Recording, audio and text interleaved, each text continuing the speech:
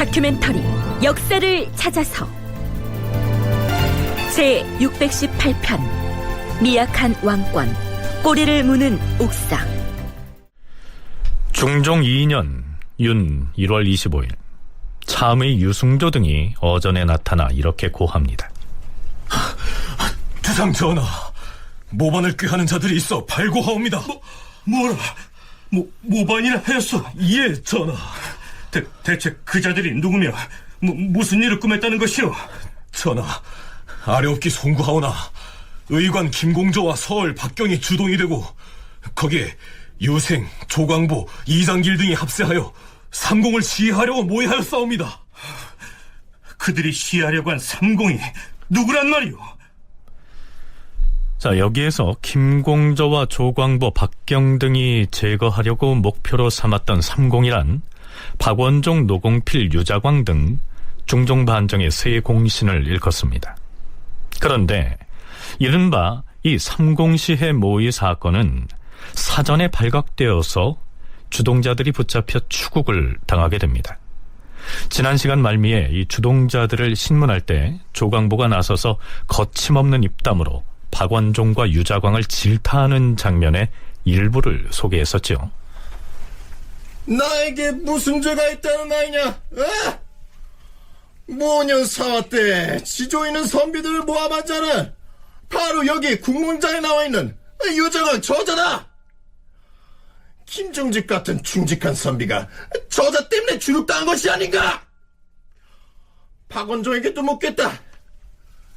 니놈이 패왕 연산군을 몰아내고 어제 임금을 추대하는 데 앞장섰으니 그 공을 인정하겠노라. 그런데 어찌하여 폐주 연산이 내리고 희롱하던 궁중 나인들을 니놈 집에다 데려다 놓았느냐? 조광보 저자를 사정 봐주지 말고 매우 쳐라. 예.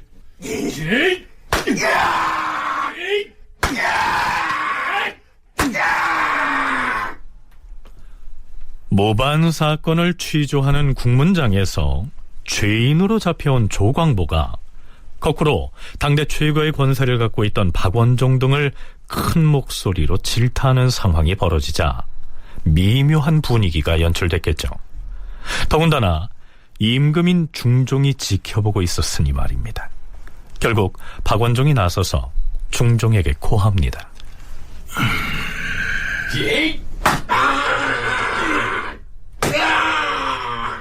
주상전하, 조광보 저자는 참으로 미친 병에 걸린 자유입니다. 형장을 때린들 무엇을 더 얻어낼 수 있겠사옵니까? 형장 추국을 멈추게 하시옵소서. 그리 하시옵소서.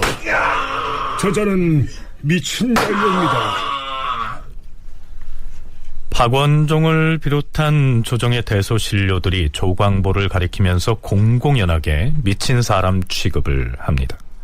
물론 그가 좌충우돌식의 거친 언행을 보인 것은 사실이었습니다. 그런데요, 연려실 기술에는 그에 대해서 이렇게 기술되어 있습니다. 조광보는 식견이 고명하였는데 거짓으로 미친 채 함으로써 스스로를 감추었다. 연산군 때 임사옹이 일을 꾸며서 조정이 어지러워지자 어느 날 분하고 노여워서 박영을 향하여 박영을 들으라! 니놈은 모름지기 용맹을 타고난 무장이라 스스로 자랑하지 않았느냐? 그렇다면 임사옹 저런 자를 베어주기야 마땅하거늘 왜 그리하지 못하는 것이냐? 니놈이 임사옹을 죽이지 아니하면 내가 너를 베어 죽이겠다! 이렇게 소리를 고래고래 지르는 바람에 박영은 웃고 말았으며 조광보도 역시 웃고 말았다. 사람들은 그가 미쳤다고 하였다. 자, 그런데요, 김공저, 박경, 조광보 등과 함께 모의에 가담했다 해서 잡혀온 문석위라는 사람은 자신이 조광보와 이러한 얘기를 나누었다고 이야기합니다. 주상전하, 신은 조광보와 소년 시절부터 교제해온 탓에 그를 잘 알고 있사옵니다. 하온데 이달 보름께 조광보가 갑자기 미친 병에 걸려서 발광을 하고 또한 위태로운 말을 많이 한다는 것을 들었사옵니다. 처음에는 가보지 않으려고 하였으나 조광보의 아우인 조광자가 신을 보고 말하기를 자기 형의 광증을 보아하니 정말로 미친 것 같으니 한번 가보라고 하기에 실제로 가보았사옵니다. 그래서 가서 만나보니 과연 미친 병에 걸렸던가? 아니옵니다, 전하. 그의 표정과 말하는 모양을 보아하니 미친 자 같지 않았사옵니다. 그래서 신이 그와 얘기를 나눴사온데. 자, 그때 문석이가 조광보와 나누었다는 대화입니다. 좀 더 들어보시죠. 조광보 자넨 실제 미친 것이 아닌데 어찌하여 미친 척하는 것인가? 사실은 내가 일부러 미친 척하는 것이야. 무어라, 일부러 미친 척을 해? 내 말 잘 들으시게. 사실은 연산군 막판에 이장길이라는 자가 모반을 하려고 한다는 사실을 어찌어찌 하다가 내가 알아버렸거든. 그래서? 그때가 어떤 세상인가. 걸핏하면 죽어나가는 판이 아닌가. 그래서 이장길이 자신의 기밀을 지키기 위해서 이 쥐도 새도 모르게 나를 해치지는 않을까 겁이 나더라고. 그래서 일부러 미친 짓을 함으로써 이장길로 하여금 나를 의심을 하지 않게 하려고 그랬던 것이네. 설마 내가 정말로 미치기야 했겠는가? 아니, 미친 것이 아니라면 그럼 어찌 어머니에게 욕설까지 하는가? 어머니에게 욕설을 했던 것은 이장길로 하여금 내가 확실히 미쳤다는 사실을 믿게 하려고 그런 것이고, 또한 주변 사람에게도 모두 나의 미친 증세를 알게 하려고 그랬던 것이야. 하지만 내가 이장길이 모반을 획책하고 있다는 사실을 고변하지 아니한 것은 이장길은 재주가 있는 사람이기 때문이지. 토끼를 덮치려면 반드시 좋은 사냥개가 있어야 하는데 이장길은 그런 일을 시킬 만한 사람이야. 그렇다면 누가 이장길에게 무슨 일을 시키려고 한다는 것인가? 박경이라는 사람은 학식이 있는 자이니 그의 말이라면 사람들이 모두 믿을 것이야. 박경이 이장길 등을 시켜서 이 일을 도모하려고 했다는 말인가? 그렇다면 무슨 일을? 유자광이라는 그 자는 원래 임사홍과 함께 친교를 맺고서 간악한 일을 해온 자이고 지금도 악행을 주저하지 않는 자가 아닌가. 박원종은 탐욕스럽고 사치를 하는 데다 또 패왕 연산의 기생을 데려다 살고 있으니 장차 역모로 할 자는 바로 이 두 사람이야. 이 자들을 없애야 한다고 알겠는가? 네, 그래서 이 조광보가 미친 사람인 양 하지 않을 수 없었다는 얘기입니다. 문석이의 진술은 정사인 중종실록에 올라 있습니다. 그래서 어느 정도 사실일 개연성이 높다고 하겠는데요. 바로 이 모반 사건의 주모자들을 추국하는 국문장에 당대 최고의 권력자였던 박원종과 유자광이 나와 있었습니다. 그런데 모반 사건의 주동자들이 입을 모아서 비난하고 있는 사람이 바로 유자광이었죠. 더군다나 조광보 등은 무오사화를 일으켜서 스승인 김굉필을 죽게 만든 원흉으로 유자광을 지목하고 있었던 것입니다. 서강대학교 기승범 교수의 얘기입니다. 무오사와 갑자사와 그 원흉이 누구냐라고 할 때 사실은 정확히 누가 원흉이라고 정확히 마치 수사하듯이 잡아내기는 쉽지 않은데, 문제는 뭐냐면 당시 살인들 사이에서 원흉으로 찍힌 사람이 있는 겁니다. 그 사람이 유자광이고 그 사람이 임사홍이에요. 근데 임사홍은 없어졌죠. 그러니까 살인들의 몸은 뭐냐면 임사홍은 죽을 짓을 했기 때문에 잘 죽은 것이고 유자광도 당연히 지금 찢어 죽여야 하는데 왜 유자광은 지금 버젓이 공신의 이름이 올라가 있느냐. 참을 수가 없는 거 살인들이. 죄인으로 잡혀온 사람들을 추국하는 국문장에서 더구나 임금이 지켜보는 가운데 폐악한 간신 취급을 받았으니 이 유자광으로서는 몸둘 바를 몰랐겠지요. 그래서 유자광이 중종 앞으로 나아갑니다.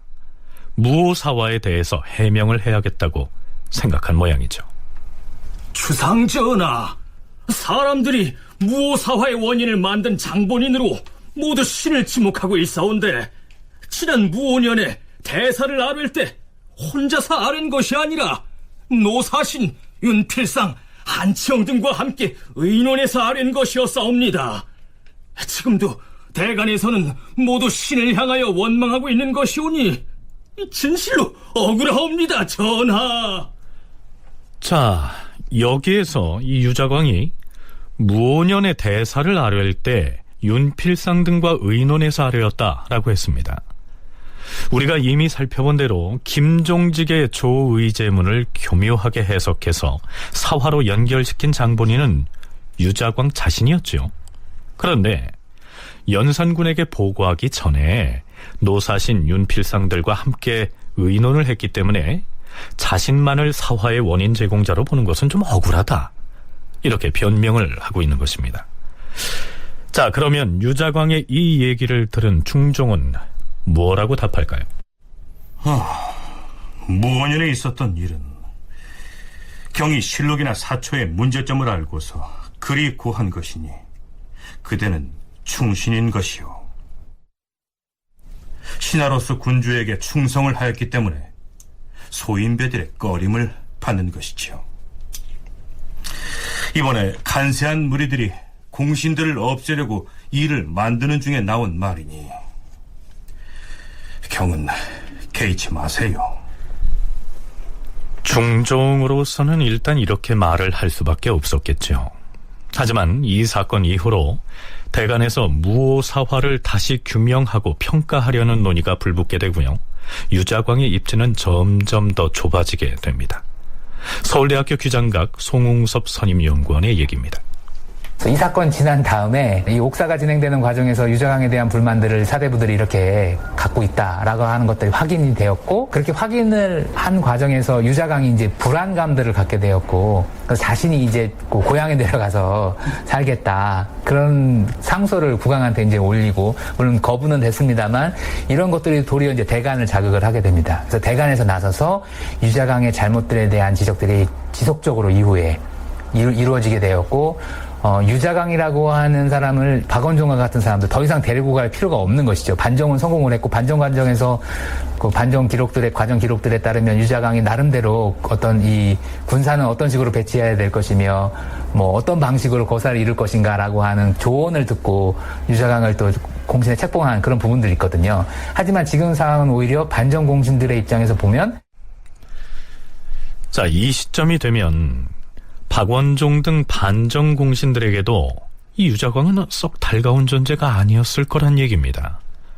반정의 거사를 계획하고 추진할 때에야 유자광의 계략이 필요했을지는 몰라도 그 반정이 성공한 마당에 이 유자광을 계속 안고 가는 것은 오히려 반정을 일으킨 명분에 누를 끼칠 수도 있기 때문입니다. 김공저와 박경의 옥사로 불리는 이 삼공시해 모의 사건은 반역사건 또는 모반사건이라고 부르기에는 좀 그 성격이 애매합니다. 또한 직간접적으로 연루된 사람들만 해도 김공저, 박경, 조광보, 심정, 유승조, 남곤, 문석이, 정미수, 김감 등 다수인데다가 그들에 대한 추궁 역시 낙형, 즉 불에 달군 쇠붙이로 살을 찢는 형벌까지 가해가면서 매우 길게 이어집니다. 자, 이 과정을 모두 소개하기는 좀 어렵습니다. 그런데요, 흥미로운 것은 애당초에 주모자로 잡혀와서 추국을 당한 사람들 중에서 몇몇은 오히려 임금으로부터 포상을 받기도 했다는 사실입니다. 뭐 어찌됐든 사건 주모자들의 입에서 나온 얘기들은 모두 다 유자광과 박원종에게 화살을 겨누고 있다는 점이 특징이라면 특징이라고 할 수 있겠죠. 박원종도 찍힌 것이지만 당장 사림의 마음에 굉장히 큰 상처로 남긴 사화를 주동한 사람은 아니니까, 반정이 그래도 뭔가 연산군을 제거해준 공은 인정해주지만 권력을 남용하고 공신책적 개판으로 하고, 그렇기 때문에 이놈들 나쁜 놈이다 라고 하지만 나쁜 정도의 등급을 놓고 얘기할 때 임사홍, 유자광이 A급이라면 박원종은 한 A-급밖에 안 되는 것이죠. 그러니까 당연히 여기서 김갱필의 원수를 갖겠다고 하는 게 무슨 얘기냐면, 너 때문에 우리 스승이 돌아가셨다 억울하게 무호사화에서 귀양 가시고 갑자사화 때 죽음을 당하시고 근데 그 원흉이 누구야? 너 유자강 아니냐? 이런 식이죠. 그러니까 내가 너를 같이 물고 들어감으로 해가지고 원수를 갚겠다. 자, 그렇다면 이 사건의 판결이 내려지는 마지막 장면을 살펴보기로 하죠. 주상전하, 박경과 김공저 등은 대신을 모해하여 조정을 어지럽혔으니 장흥에 처하여야 하겠사옵니다. 이장길은 박경과 김공저의 모의에 수종이 되었사오니 먼 변방으로 유배함이 가할 것이옵니다. 이계맹과 유승조는 박경, 김공저의 음모를 알고서도 고하지 아니하였사오니 고신을 다 추탈하고 먼 지방에 부처하시옵소서. 정미수와 김감은 김공저가 대신을 모해하는 말을 하는 것을 듣고서도 고하지 않았으니 고신을 추탈하고 외방에 부처하시옵소서. 그리고 심정, 김극성, 남곤 등은 음모를 고변하였사오니 상을 주어야 하겠사옵니다. 이장길은 평안도 벽동으로 보내어서 종으로 삼고 이계맹은 전라도 금구로, 유승조는 무장으로, 정미수는 충청도 충주로, 김감은 청주로 부처함이 가할 것이옵니다. 정미수와 김감 등은 죄를 주는 것이 당연하겠으나 이들 모두가 재상이고 또 공신입니다. 죄를 감경하도록 하세요. 전하, 신 박원종이 한 말씀 올리겠사옵니다. 네, 말씀해 보세요.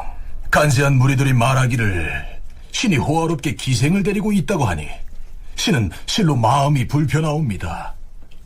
폐주 연산이 사랑하던 기생을 신이 데려다 기른다면 그 죄를 달게 받아야 하겠사오나 신이 받은 관비가 폐주가 사랑했던 기생이 아니면 온 조정이 다 알고 있사옵니다. 그런데 그렇게 말들을 하고 있사오니 경은 잘못한 일이 없으니 미안한 마음을 가지지 마세요. 그리고 문석위는 처음엔 함께 모의를 하였지만 그 음모를 심정에게 말하여서 변란이 생기지 않게 한 것이 그의 공이니 상을 주도록 하는 것이 어떻겠소? 전하의 하교가 지단하옵니다. 옛날 김질이 처음에 성삼문 등과 함께 모의를 하였지만 나중에 그것을 고발하였기 때문에 그 역시 공신에 책봉되었사옵니다. 문석위의 일도 김질과 같으니 상을 논하는 게 마땅하옵니다. 그래요. 그렇다면 문석이도 김질의 예에 따라 논상을 하고 그에 걸맞은 자품을 주어 서용하도록 하시오. 자, 그런데요. 이른바 삼공시해 모의 사건이라고 불리는 이 사건의 마무리 과정에서 이 매우 흥미로운 일은 임금이 참여한 국문장에서 유자광과 박원종 등에게 무차별적인 비난의 말을 퍼부은 조광보가 별다른 처벌을 받지 않았다는 사실입니다. 왜 그랬을까요? 조광보는 추국관이 장형을 가하자 통곡을 그치지 않았는데 그러자 박원종 등으로부터 광인으로 인정되어서 석방되었다. 자, 글쎄요. 그는 정말 미친 사람이었을까요? 중종 2년 2월 16일 전하, 우찬성 노공필과 지중추부사 윤수를 경사에 보내는 것이 좋겠사옵니다. 그리 하세요. 자, 이게 무슨 얘기냐 하면요. 경사, 즉 명나라의 수도인 북경에 보낼 사신으로 노공필과 유순을 낙점했다는 얘기입니다. 자, 이때를 중종 2년 2월이라고 했는데요. 중종이 그 전해 9월에 즉위했기 때문에 왕위에 오른 지 반년도 채 안 된 시점입니다. 또한 이때는 제1차 사행길에 나섰던 김응기와 임유겸이 아직 한양에 도착하기도 전이었습니다. 그런데도 서둘러서 제2차 사신단을 부랴부랴 꾸린 것은 그만큼 중종에 대한 명나라의 책봉이 중요했기 때문입니다. 그래서 박원종 등의 반정 공신들은 사신단에 앞서서 한양에 도착한 통역관, 즉 선례 통사로부터 명나라의 책봉을 받는데 실패했다는 소식을 전해 듣자마자 이번에는 좀 더 비중 있는 인물로 2차 사신단을 꾸린 것이죠.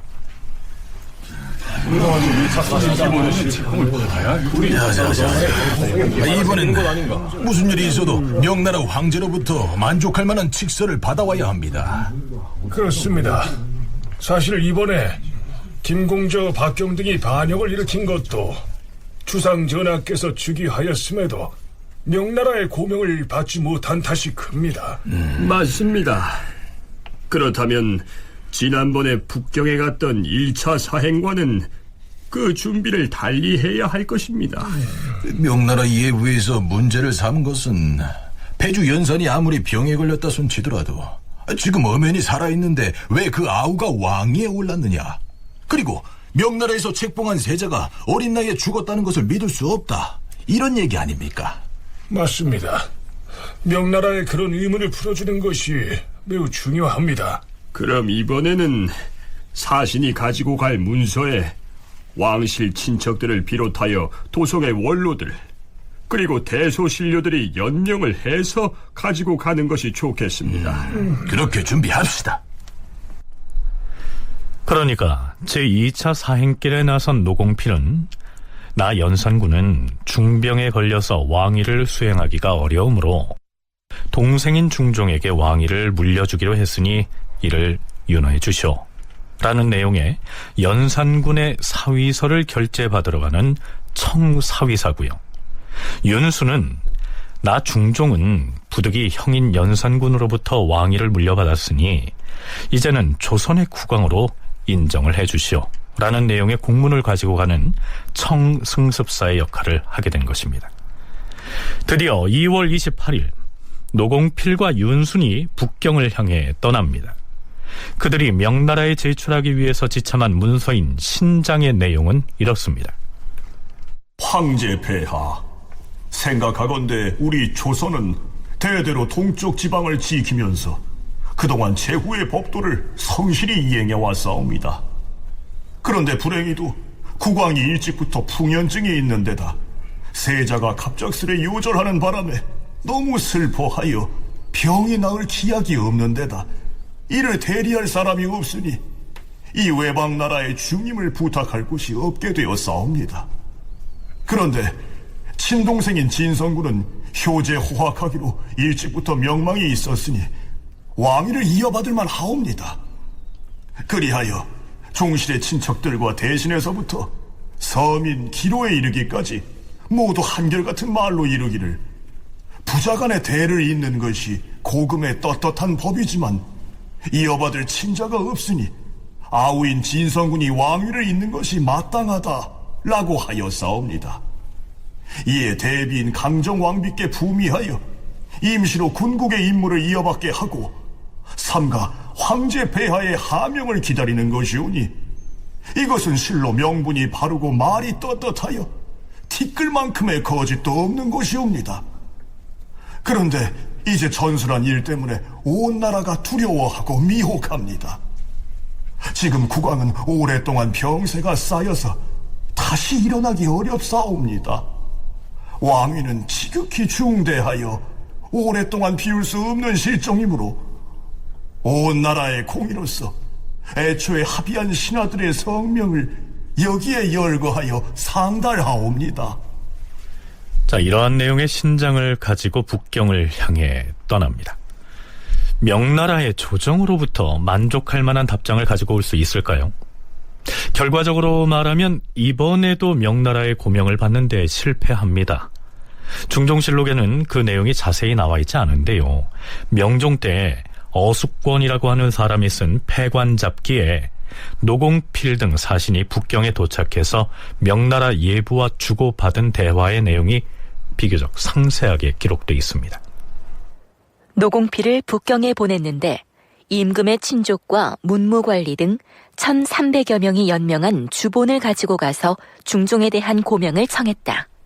그러자 명나라 예부에서는 그렇다면 진성대군에게 임시로 국사를 맡아보게 하라 라고 하였다. 이에 노공필이 곧 글을 써서 올렸다. 생각건대 이것은 경우가 아니오.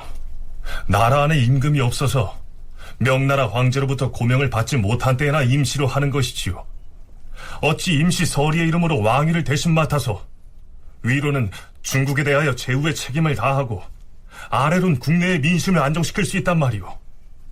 또한 임금의 자리는 간신들이 수시로 엿보는 법이니 새 임금에 대하여 고명을 내려주지 아니하면 민심이 흔들려서 혹시 간악한 무리가 그 틈을 노려 선동을 하고 나설 것이오.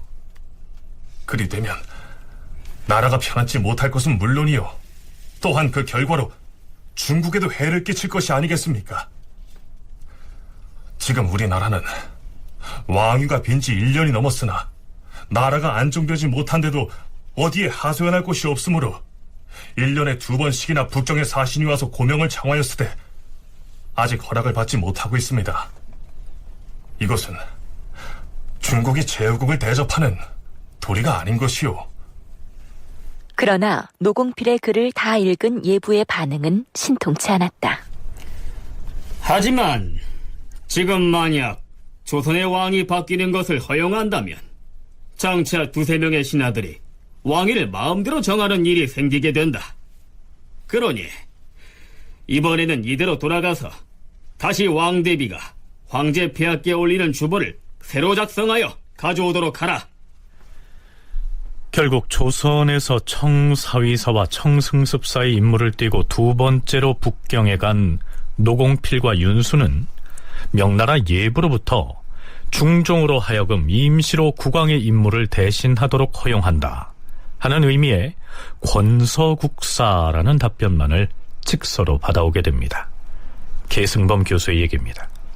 다시 2번째 주청 사신을 보냅니다.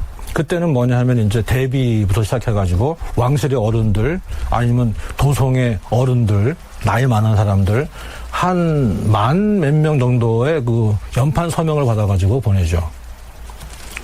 근데 이때는 이제 뭐라 그러냐면은 그렇게 이제 그 니네 국중 사람들이 이구동성으로 그렇게 연산군은 뭐 병이 너무 중하고 새 왕을 옹립해야 한다고 하니까 그러면 내가 임시로 그 왕위에 있는 걸 인정하겠다. 그러면서 책봉은 안 해요. 이게 뭐냐 하면은 권서국사라는 게 있어요. 권이라고 하는 게 이제 임시 변통할 때 권도를 행한다 할 때 권거고, 서가 이제 뭘 담당할 서명할 서자고, 국사하게 나라 국자 일사자입니다. 그러니까 이것이 하나의 직함이기도 하지만 그대로 풀이하면 임시로 국사를 담당하게 하는 사람하고 이렇게 내려보내는 것이죠. 정상적으로 왕위가 세습된 경우라면 그 자체로 정통성이 있는 것이므로 명나라 황제의 고명쯤이야 뭐 당장 없어도 그만이고 천천히 받아도 상관이 없겠죠.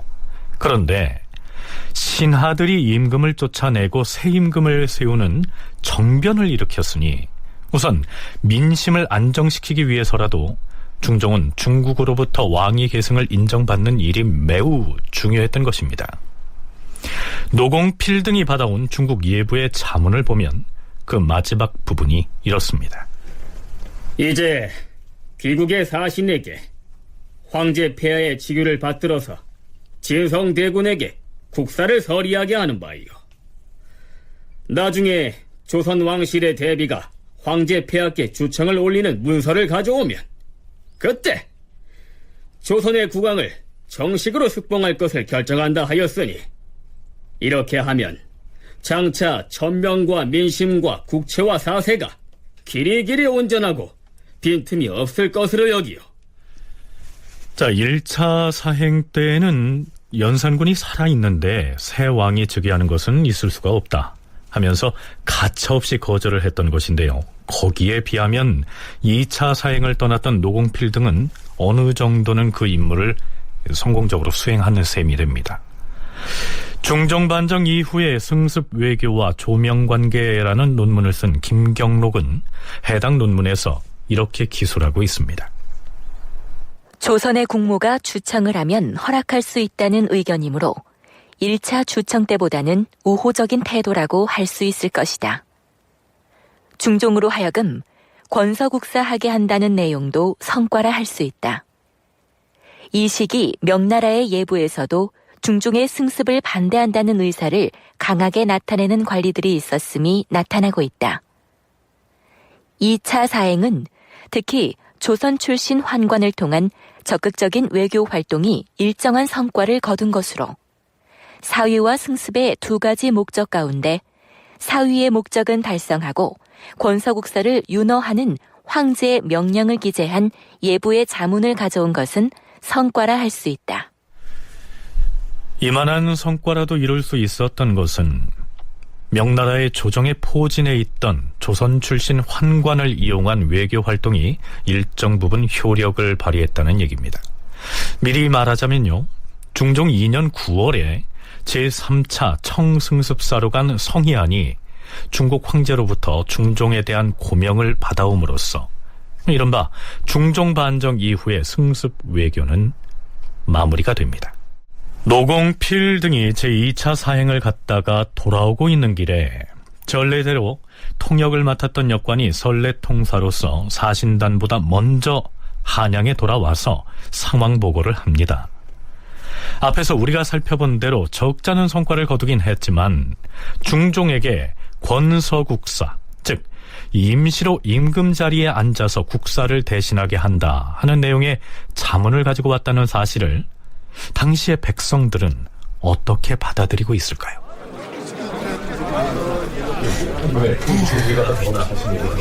그 중국에 갔던 사신이 돌아오고 있다던데. 이번에 그 무엇이냐? 중국 황제가 새로 된 우리나라 임금 인정했대? 그거는 아니라나 봐.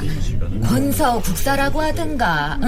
그러니까 임금 자리를 아예 비워둘 수는 없으니까 임시로 왕 노릇을 해라, 이렇게 된 것이래. 하기야 연산군이 쫓겨났다고는 할 수 없으니까 병이 걸려서 더 이상 왕 노릇을 못한다, 그래서 동생이 대신 맡았다.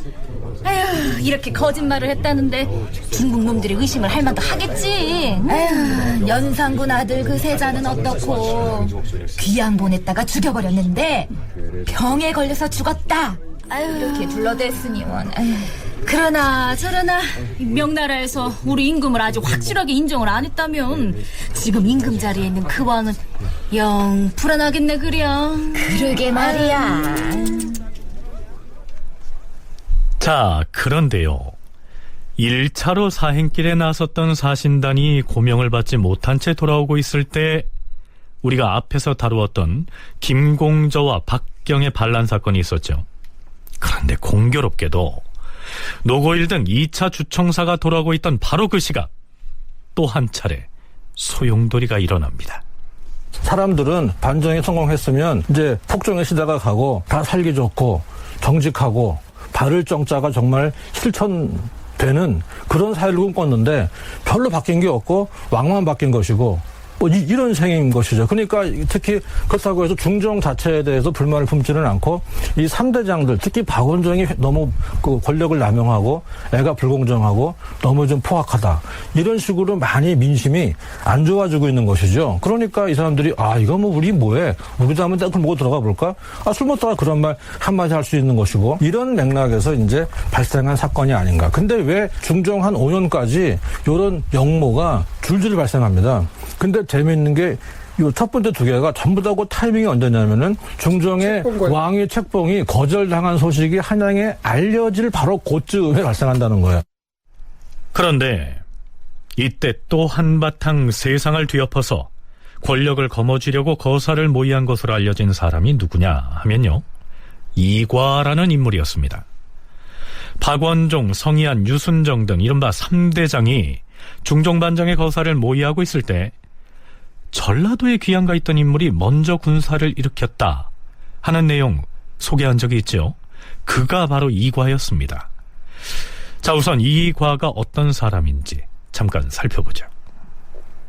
이과는 성종 22년에 별시문과의 을과로 급제하여 홍문관 저작을 거쳐 부교리, 지제교 겸 경연시독관, 교리 등을 지냈다. 연산군 1년에 홍문관 부수찬이 되었으며 이듬해에 수찬으로 승진되었다. 연산군 10년에 홍문관 부제하게 되었고 이듬해에 호조참의로 옮겼다가 곧 예조참의를 거쳐 대사성이 되었으나 앞서 홍문관에 있을 때 연산군이 후원에서 사냥하는 것을 비판한 것이 화가 되어서 갑자사화 때 전라도로 귀양 갔다. 중종 원년의 유배지에서 유빈, 김준손 등과 같이 거병하여 진성대군을 추대하려고 모의하였으나 이미 중종 반정이 성공하였다는 소식을 듣고 중지하였다. 이런 인물입니다. 물론 반정 후에 유배에서 풀려나서 조정으로 돌아왔는데요. 중종 반정에는 참여하지 않았지만 전라도에서 먼저 군사를 일으켜서 거병했던 공을 인정받아서 원종공신의 책봉이 됩니다. 근데 이 원종공신은 공신 중에서 가장 낮은 등급입니다. 중종 반정이 성공한 이후 박원종, 유순정, 성희안 등 3대장은 중종에게 이 과를 이렇게 축혀 세웁니다. 전하, 이과, 유빈, 김준손 등은 폐주 연산 때 죄를 받고 전라도에 있으면서 민심이 향하는 바를 알고서 주상 전하를 추대하고자 결심하고서 옥과 현감, 김계를 시켜 서울에 경문을 전달하게 하였사옵니다. 그러나 서울에 미처 이르기 전에 전하께서 이미 등극한 것을 듣고 돌아갔사옵니다. 신등과 사전에 서로 의논한 바도 없음에도 전하를 추대하려는 마음이 서로 같았사옵니다.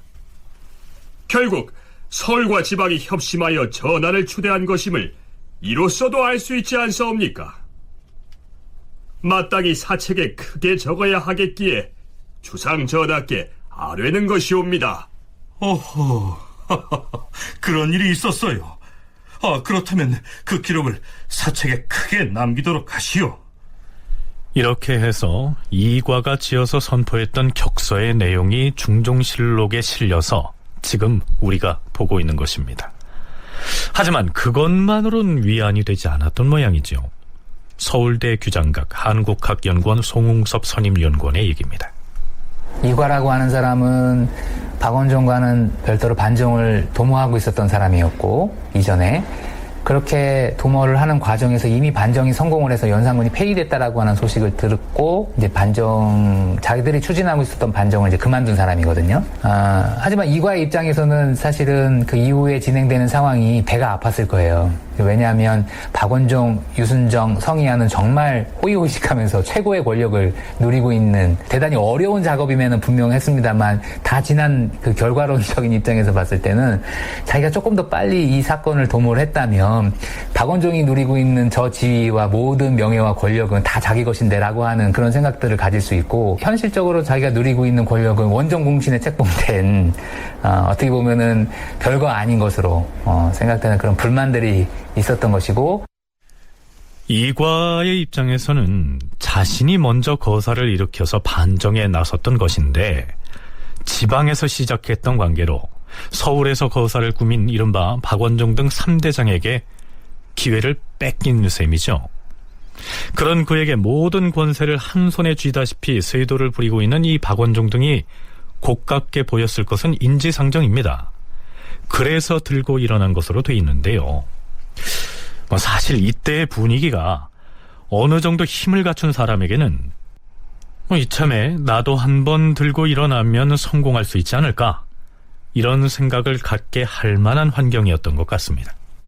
자, 그런데요, 이 시기에 일어난 모반 사건들이 대부분 그러하듯 이과의 옥사 역시 영모에 가담했다는 사람도 무수히 많고, 또한 그걸 듣고서 고발한 사람들도 워낙 이리저리 얽혀있다 보니 이 사건의 줄기를 파악하기가 무척 어렵습니다. 중종 2년 8월 26일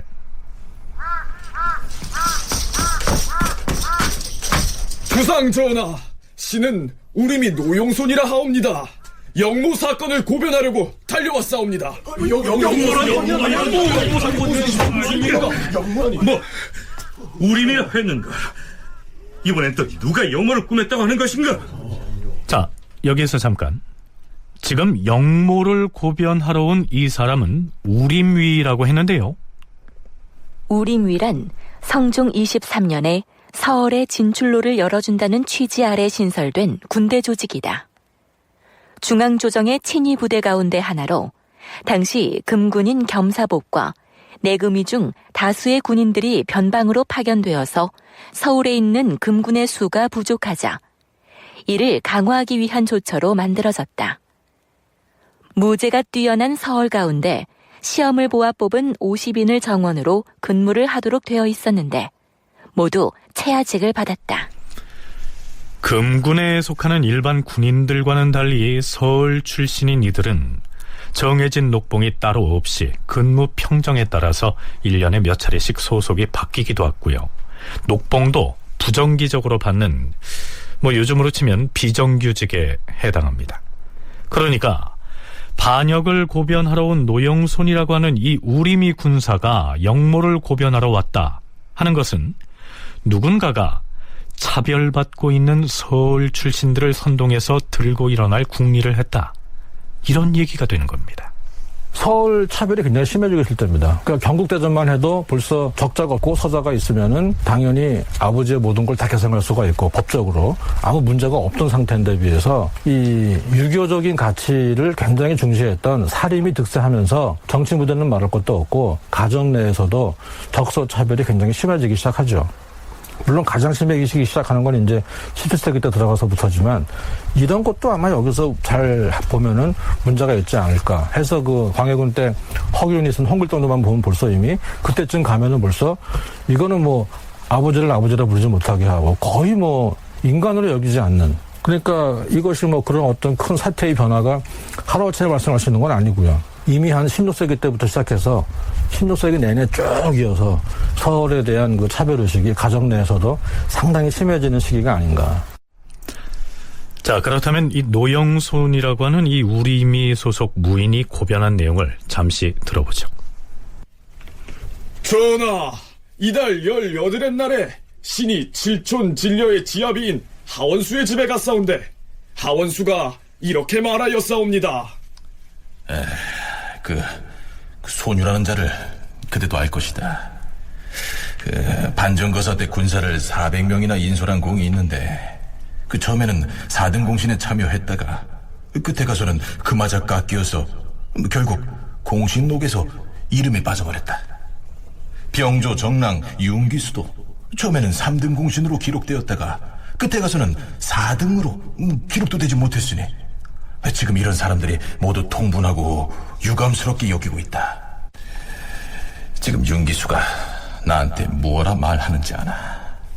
난 언제나 마음만 먹으면 400명 군사를 움직일 수 있다, 이렇게 호언장담하고 있다니까. 사실 윤기수가 내금이 군사들과 친한 사이니까 기수야말로 세력 있는 자라고 말할 수 있지. 얼마 전에 김공조와 박경이 들고 일어났을 때 조정신료들이 모두 걸문에 모였다는 말을 들었는데 지금 당장이라도 누가 앞장서서 주창하면 거기에 황하는 자들이 우르르 몰리게 돼 있다. 하원수가 신에게 이렇게 말하고 있는 중에 내금이 무관 이성량이 마침 이르렀사옵니다. 하여 하원수와 이성량이 주고받는 얘기를 들었사온데. 자, 이어서 노영손은 하원수와 이성량이 주고받은 이야기를 중계방송하듯 미주알 고주알 임금에게 고하고 있습니다.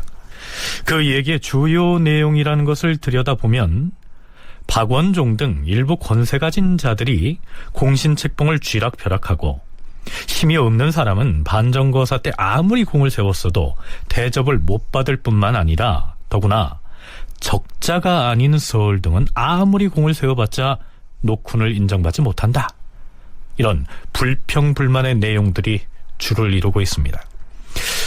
자, 얼핏 들으면 이것이 반역 음모인지 그저 사람들이 모여서 불평을 늘어놓은 것을 모반 사건이다, 이렇게 고변하는 것인지 알쏭달쏭합니다. 문제는 이렇듯 누가 한번 고변을 하면 입길에 오른 사람들을 줄줄이 잡아다가 추국을 하는 등 역모 사건으로 형식이 갖춰진다는 것입니다. 물론 고변한 사람에겐 후하게 포상을 했죠. 이 불만을 갖고 있었던 사람들이 뭔가 시류에 영합해서 뭔가 좋은 기회다, 성공만 하면 부귀영화가 보장되는 기회다라고 하는 것들이 이러한 난대를 부추기는 그런 것이고, 반대로 그렇기 때문에 고변이 되게 많습니다. 별로 크지 않은 것임에도 불구하고 모반을 준비했다던가 라고 하는 식으로 이제 고변을 해서, 그렇게 고변을 하게 되면 중종은 불안하기 때문에 이런 것들이 진압되는 것도 아니지만 이런 것들이 이제 정리되는 과정에서 중종은 공신으로 책봉을 해줍니다. 그런 사람들을. 그러니까 이게 두 가지가 다 동시에 이제 적극적으로 이제 나오게 되는 것이죠. 한편으로는 뭔가 해볼 수 있겠구나. 또 한편으로는 그러한 혐의를 가지고 이제 그 고발을 해가지고 포상을 받게 되는, 어떻게 보면 다 부정적인 이러한 측면들, 서로 시너지를 일으키게 되는 이러한 전국들이 중종 초반에 특히 더 많이 나오고 있습니다. 이 시기에 조정 권력은 박원종 등 이른바 반정공신들이 쥐고 있었는데요. 그들 역시 연산군 때 왕의 측근으로서 폭정과 패정을 거들고 또 아부하던 인물들이어서 떳떳하지 못한 처지였고요. 따라서 그들을 타도하려는 시도가 여기저기에서 불거지고, 그런 제안을 받거나 또 소문을 들으면 불이 나게 달려가서 역모가 있다는 식으로 고변을 하고, 세상이 이처럼 어수선했다는 얘기입니다. 결국 고변한 사람들의 말을 이리저리 캐다 보니 드디어 고변자인 노영손과 하원수가 주고받은 대화 중에 이과라는 인물이 연루됐다는 정황이 나옵니다. 잠깐. 나 어제 저녁에 이 대사성한테 갔다 왔지. 대사성이 누군가? 아이 참, 이과라는 분도 모르는가? 이과가 한영현한테 말하기를 견성군이 참 어질지 그랬다는 거야. 자, 여기에서 말하는 견성군은 본명이 이돈인데요, 성종의 서자입니다. 결국 이 사건은 이과가 역모를 일으켜서 중종을 몰아내고 이 견성군을 왕위에 앉히려는 사건으로 그 형식이 갖춰집니다. 하지만 이과는 혐의를 완강하게 부인합니다. 전하, 신이 본래 하원수를 알지 못하기 때문에 전에는 서로 왕래하지 않았는데, 그의 사촌 누이가 신의 첩이 된 까닭에 이달 초순에 하원수가 외방에서 왔다면서 혼자 신을 만나보러 왔사옵니다. 그 자리에서 하원수가 먼저 내금위 소속 군인들의 불만을 얘기했다는 겁니다. 대감, 내금위 군사로서 반정거사 때 참여했음에도 공신에 참여하지 못한 사람들 중에 원망하는 자들이 있습니다. 그래? 그 불만 가진 자들이 누구더냐? 분명히 알지 못합니다. 어찌 알지 못한다고 하면서 불만 가진 자들이 많다고 얘기하는 것이냐? 아참, 네 동생 김잠이 내금이가 아니냐? 김잠에게 물어보면 알 수 있을 것이다. 김잠을 데리고 오너라. 이틀 뒤 하원수가 김잠을 데리고 왔을 때 이과가 그에게 내금위 소속으로 공신에 참여하지 못한 자들 중 과연 원망하고 있는 사람이 있느냐, 이렇게 물었는데요, 모른다고 대답하더란 것입니다. 그래서 이과는 하원수에게 어찌하여 너는 감히 대신인 나에게 와서 그리도 가볍게 거짓말을 하는 것이냐? 썩 나가거라! 이렇게 야단을 쳐서 쫓아버렸다는 것입니다. 그렇다면 견성군이 어지러서 큰일을 맡길만 하다고 한 것은 무슨 뜻인가? 전하, 신이 비록 어리석으나 사리를 약간이라도 짐작할 줄 아는 사람이온데, 설사 그런 의사가 있더라도 그런 중대한 말을 용일한 사람들에게 가벼이 발설하겠사옵니까? 신은 전하에게 인심이 다 돌아가 있는 줄을 예전부터 알고 있기에 전라도에서 귀양살이하고 있을 때 격서를 지어서 내외에 선포하기까지 이르렀사온데, 어찌 신이 감히 다른 뜻을 가지고 있다 하시옵니까? 자, 글쎄요, 이렇게 보면 이과라는 사람이 아무 잘못이 없는데 무고를 당한 것처럼 보이기도 하는데요. 하지만 불에 달군 쇠로 낙형을 가하는 등 혹독한 취조가 이어지고, 그러는 중에 다른 사람들의 입에서 나온 진술 등이 이과에게 불리하게 돌아갑니다. 하원수는 이과가 했던 말을 사실대로 고하라. 예, 전하. 이과가 신에게 말하기를 윤기수가 만약 응낙한다면 자신이 알고 있는 재상들과 더불어 탐호한 박원종, 유순종, 좌우 정승을 제거할 것이며, 자신이 잘 알고 있는 견성군을 옹립하면 조정이 숙청될 것이다, 이렇게 말했사옵니다. 이과는 정상이 이처럼 명백한데도 공초를 바른대로 하지 않겠느냐? 아무리 험한 형벌을 가한다 할지라도 거짓을 구할 수는 없사옵니다, 전하. 그러나 이과의 무죄 항변은 받아들여지지 않습니다. 이과와 손유는 능지처사하고 윤귀수, 신희철, 유흥조, 유영, 윤철영 등은 장일백에 유삼천리하고 그 나머지 연루되어 체포된 자는 다 사면하도록 명하였다. 그렇다면 견성군은 어찌 됐을까요? 왕실의 종친들이 의논한 끝에 이렇게 결정합니다. 주상전하, 견성군이 비록 자신은 이과의 영모에 참여하지 아니하였다고 하오나 이미 죄인들의 입에 오르내려 싸우니 그를 도성 안에 있게 함은 매우 부당하옵니다. 청컨대 성 밖으로 내쫓으시옵소서. 과인의 생각은 다르오. 이과가 불량한 무리들과 함께 견성군을 가탁하여 역모를 꾸민 것이오. 이 견성군이 무슨 죄가 있겠소? 죄 없는 사람을 성 밖으로 내쫓는 것은 할 일이 아니오. 윤호하지 않겠소.